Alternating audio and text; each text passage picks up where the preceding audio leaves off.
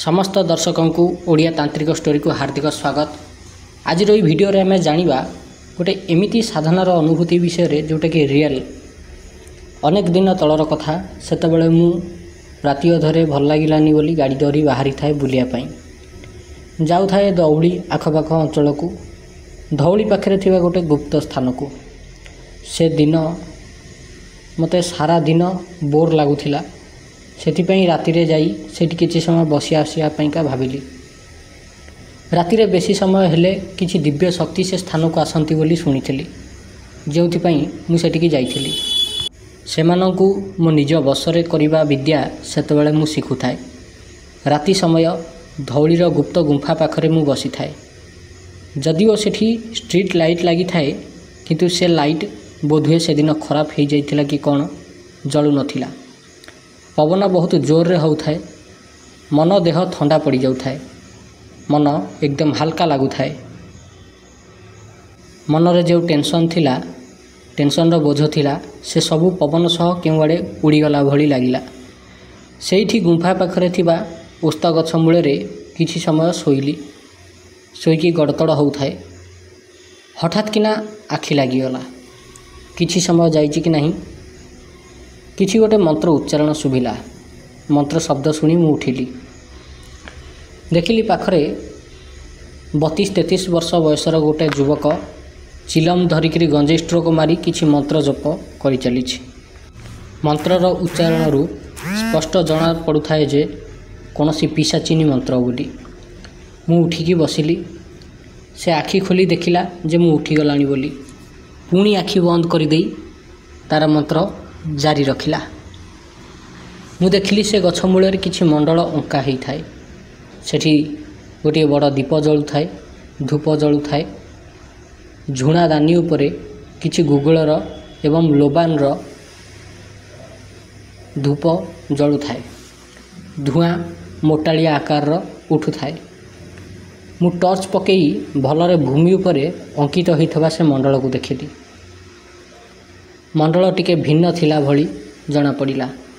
एभली मंडल केबे मु देखिछि कि नहीं कोठी मोर मन पड़ु न थाए। कारण हठात मु उठिछि सोईकरी, तेणु मुंड किछि बेसी भलरे काम करू न थाए। सेठी किछि समय से गछ को आउजिकरी बसिली। भ्रामरी प्राणायाम किछि समय करिबा परे माइंड रो ब्लॉकेज खोलिला। सेठी बसिकी से मंडलटी को भलरे देखुथाए। मंडलटी लाल रंगरे अंका होई थाए। बोध हुए किछि मिश्रण द्वारा से मंडल लेखा होई थाए। मंडलर किछि किछि स्थान रे गाढ़ लाल रंग होई थाए। देखिले लागुथाए जेमती रक्तरे से मंडल अंकित होइछि कि कौन। मु सेठी अपेक्षा करी बसी थाए केतेबेले तार साधना शेष हबो आ मु ताकू पचारिबी। प्राय 2 घंटा पर्यंत से तार मंत्र जप जारी रखिला। 2 घंटा पर तार से मंत्र जप शेष हैला एवं से स्थान उठिला। मु ताकू पचारली, इटा को साधना करुछ? से किछि न कही ता बाटरे जीवाकू लागिला। मु देखिली से मंडलर मझिरे किछि मांस भोग रखा जाइथिला। मु बुझीगली कि बोध हुए से बट जखिणी साधना करुछि बोली। किंतु मु सेतबेलकू भी कन्फर्म न थाए। तथापि मु एमती ठौरे की कहीदेली कि मंडल अंकन भूल अछि। एई मंडल उपरे 7 जन्म जाए साधना कले भी सिद्धि मिलबनी। से सेठू रहीगला। आ मते पचारिला, तमे केमती जानिल कि मंडल भूल अछि बोली। ताकू कहिली, जेबे भी कोनोसी उपदेवी जेमिति कि पिशाचिनी, जखिणी, जोगिनी, नायिका मानकर साधना करा जाए ता पूर्वरु सेमानंकु बसीभूत करिया पई प्रथमे मंडल अंका जाए। तमर एठी बसीकरण मंडल नाही। तमे सत्य जुगर तपस्वी नुह जे तम साधना जोगु मंत्र जोगु तम पाखकू जेकोसी शक्ति पड़े आसीबो। ताकू पचारली, तम मंत्रटा पिशाचिनी भली लागुथिला, किंतु केउ देवींकर मंत्र साधना करुथिल? ता मनरे अनेक द्वंद्व थाए। से मोर साधारण बेश पोशाक देखी भाभी पारु न थाए एवं द्वंद्वर भ्रम भितर छंदी होउथाए। से डिसाइड करि पारु न थाए कि वास्तव रे ये तंत्र विषय किछि जानिछि ना एमती कहूछि। सेठू किछि समय भाविबा परे से आसिक मो पाखरे बसिला आ कहिले कि मु बट पिशाचिनी साधना करुछि। ମୁଁ ବଟ ଯକ୍ଷିଣୀ କଥା ଅନେକ ଥର ଆଗରୁ ଶୁଣିଛି ଏବଂ ତା'ର ବିଧିବିଧାନ ମଧ୍ୟ ଜାଣିଛି ସାଧନାର, ହେଲେ ବଟ ପିଶାଚିନୀ ସାଧନା ବିଷୟରେ ପ୍ରଥମ ଥର ପାଇଁ ଶୁଣୁଥିଲି। ତାକୁ ପଚାରିଲି, ତମେ ଏଇ ବିଦ୍ୟା କେଉଁଠୁ ପାଇଲ? ତମ ଗୁରୁ କିଏ? ସେ ମନା କଲା ଯେ ତା'ର କେହି ଗୁରୁ ନାହାନ୍ତି, ସେ କେଉଁ ଗୋଟେ ପୁରୁଣା ବହିରୁ ପଢ଼ିକରି ସାଧନା କରୁଥିଲା। ତା କହିବା କଥା ଏଇଆ ଯେ 41 ଦିନ ଭିତରେ 1 ଲକ୍ଷ ମନ୍ତ୍ର ଜପ କରି ନୀତି ମାଂସ ଭୋଗ ଦେଲେ ବଟ ଗଛ ତଳେ ବସିକିରି ଅବଶ୍ୟ ବଟ ପିଶାଚିନୀ ଆସିକିରି ଦର୍ଶନ ଦିଏ ଏବଂ ସମସ୍ତ ଅଭୀଷ୍ଟ ପୂର୍ଣ୍ଣ କରେ। ମୁଁ ତାକୁ ପଚାରିଲି, ଏଟା ତ ଓସ୍ତ ଗଛ, ଏଠି ତ ବରଗଛ ନାହିଁ, ତେବେ ତୁମେ ଏ ସ୍ଥାନରେ କାହିଁକି ସାଧନା କରୁଛ?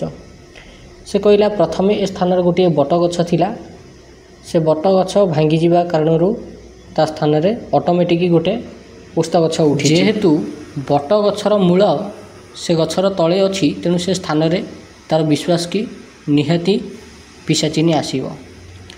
41 ଦିନ ଭିତରେ ବଟ ଗଛ ତଳେ ବସିକରି 1 ଲକ୍ଷ ମନ୍ତ୍ର ଜପ କରିବାଟା ତା'ର ବିଧାନ ଥିଲା। ମୁଁ ତାକୁ ପଚାରିଲି, କେଉଁ ମନ୍ତ୍ରରେ ଦେହ କିଳୁଛ? ସେ ମୋତେ ପଚାରିଲା, ସେଇଟା କ'ଣ? ତା କଥାରୁ ଜଣାପଡ଼ିଲା କି ଶଳା ନୂଆ ସାଧକ, ସାଧନା ବାବଦକୁ କିଛି ଜଣା ନାହିଁ ୟାକୁ। ତାକୁ ମୋ ଫୋନ୍ ନମ୍ବର ଦେଲି, ତାକୁ କହିଲି କାଲି ସକାଳୁ ଆସିକିରି ମୋତେ ଦେଖା କର, ସାଧନା କେମିତି କରାଯାଏ ତୋତେ ପ୍ରପର ବୁଝେଇବି। ଆଗାମୀ ଦିନ ଠିକ୍ ଟାଇମ୍ରେ ସେ ଆସିକିରି ପହଞ୍ଚିଲା। ତାକୁ ସାଧନା ପାଇଁ ବୁଝେଇଲି। ସାଧନାର ପ୍ରଥମ ନିୟମ ହେଉଛି ଆଚମନ ଆଉ ପବିତ୍ରୀକରଣ। ଯଦି ବୈଷ୍ଣବ ମାର୍ଗର କୌଣସି ସାଧନା କରାଯାଏ, ତେବେ ସେଠି ବୈଷ୍ଣବ ଆଚମନ ମନ୍ତ୍ର ବ୍ୟବହାର କରାଯାଏ।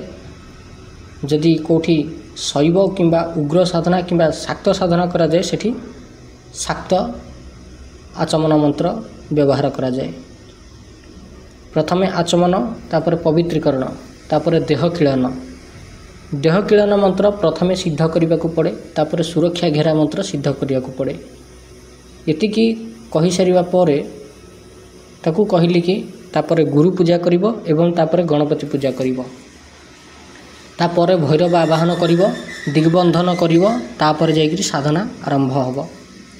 ସେ ଲୋକକୁ ତନ୍ତ୍ର ସାଧନା ବିଷୟରେ ବହୁତ କିଛି କହିଲି। କହିବା ପରେ ସେ ଧୀରେ ଧୀରେ ମୋ ପାଖକୁ ନୀତି ଆସିବାକୁ ଲାଗିଲେ। ତାକୁ କିଛି କିଛି ସାଧନା ଦେଲି, ବେସିକ୍ ସାଧନା, ଯେମିତିକି ଦେହ କିଳିନୀ, ସୁରକ୍ଷା ଘେରା, ଦିଗ୍ବନ୍ଧନ, ଆସନ ବନ୍ଧନ, ନ୍ୟାସ, ଏଗୁଡ଼ାକ ସବୁ ଦେଲି। ଗୁରୁ ପୂଜନ, ଗଣପତି ପୂଜନ, ଏସବୁ ମନ୍ତ୍ର ଧୀରେ ଧୀରେ ଧୀରେ ଧୀରେ ଦେବାକୁ ଲାଗିଲି। ଆଉ ସେ ମଧ୍ୟ ଏସବୁ ଜିନିଷକୁ ପ୍ରାକ୍ଟିସ୍ କରିଲେ। ଦେଖୁ ଦେଖୁ ଦେଖୁ ଦେଖୁ ତାଙ୍କର ବେସିକ୍ ସାଧନା ସବୁ କମ୍ପ୍ଲିଟ୍ ଯେତେବେଳେ ହେଇଗଲା, ଶେଷରେ ତାଙ୍କୁ ଯକ୍ଷିଣୀ ସାଧନା ଦେଲି। ଯେଉଁ ବଟ ପିଶାଚିନୀ ପାଇଁକା ସେ ବସିଥିଲେ, ତାଠୁ ଉପର ଲେବୁଲ୍ର ସାଧନା ବଟ ଯକ୍ଷିଣୀ ସାଧନା ତାଙ୍କୁ ଦେଲି। ସେ ମଧ୍ୟ ନିଜର ନିଷ୍ଠାର ସହ ସେ ସାଧନା କରିବାକୁ ଲାଗିଲେ। ଯକ୍ଷିଣୀ ସାଧନାରେ ଆଜି ମଧ୍ୟ ସେ ନିରନ୍ତର ଲାଗିକିରି ଅଛନ୍ତି। ଯଦିଓ ତାଙ୍କୁ ସମ୍ପୂର୍ଣ୍ଣ ପ୍ରତ୍ୟକ୍ଷୀକରଣ ହେଇନି, କିନ୍ତୁ ଯଥେଷ୍ଟ ମାତ୍ରାରେ ଯକ୍ଷିଣୀ ସିଦ୍ଧ ହୋଇଗଲାଣି। ତାଙ୍କର କହିବା ପୂର୍ବରୁ ହିଁ ଯକ୍ଷିଣୀ ସେ ସବୁ କାମ କରିଦେଉଛି ଯାହା ଯାହା ସେ ତାଙ୍କ ମନରେ ଭାବୁଛନ୍ତି। ତାଙ୍କ ମନରେ ଯେଉଁ ଜିନିଷ ଆସୁଛି, ଯକ୍ଷିଣୀ ଅଟୋମେଟିକ୍ ସେ କାମଟାକୁ କରିଦେଉଛି।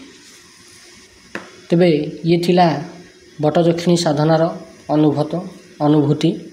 ଆଶା କରୁଛି ଆପଣଙ୍କୁ ଏଇ କାହାଣୀଟି ଭଲ ଲାଗିଥିବ। ଏଇଟା ଗୋଟିଏ ସତ କାହାଣୀ। ଯଦି ଆପଣଙ୍କୁ ଏଇ କାହାଣୀଟି ଭଲ ଲାଗିଛି, ଏଇଭଳି କାହାଣୀ ଶୁଣିବା ପାଇଁ ଆପଣ ଆମ ଚ୍ୟାନେଲ୍ ଓଡ଼ିଆ ତାନ୍ତ୍ରିକ ଷ୍ଟୋରିକୁ ନିହାତି ସବସ୍କ୍ରାଇବ୍ କରନ୍ତୁ। ଧନ୍ୟବାଦ।